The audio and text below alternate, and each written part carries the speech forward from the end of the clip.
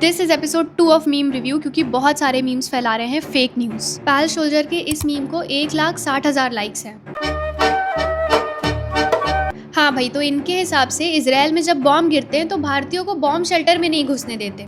हालांकि इस फोटो में आप देख सकते हैं कि गोरे भी इस शेल्टर में हैं। और एक बात, Israel metro station designated bomb shelter भी होते हैं। दुख की बात यह है कि इस टाइप के अकाउंट जो भारतीयों के खिलाफ रेसिज्म फैलाते हैं, इनको एनकरेज करने वाले हमारे ही एक्टर्स हैं।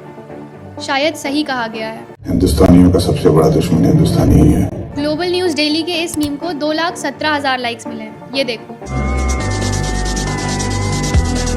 वॉर सिचुएशन में ऐसी हवाई खबरें बहुत चलती हैं। भारत के 3 जहाज अभी हॉर्मुज से आए, क्या हमने युआन में पेमेंट किया है?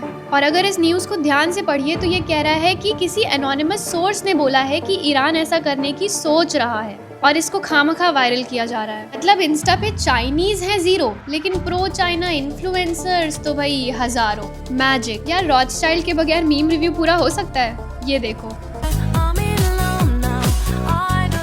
सिग्मा पॉलिटिक्स का ये मीम 51,000 लाइक्स के साथ वायरल तो है, लेकिन आपसे बस 3 ही चीजें छुपा रहा है। पहला, NSE एक प्राइवेट कंपनी है। दूसरा, रॉथस्चाइल्ड ऐसी तमाम प्राइवेट कंपनीज को पिछले 30 साल से भारत में एडवाइस कर रहा है, तो ये कोई नई बात नहीं है। और तीसरी बात, IPO एडवाइस करना मतलब कंपनीज जब मार्केट से पैसा उठाती हैं तो उस प्रोसेस को मैनेज करना, इन्वेस्टमेंट लाना और कानून का पालन करना। ये करने के बाद रॉथस्चाइल्ड का काम खत्म हो जाता है, तो फिर वो NSE को कैसे कंट्रोल करेंगे?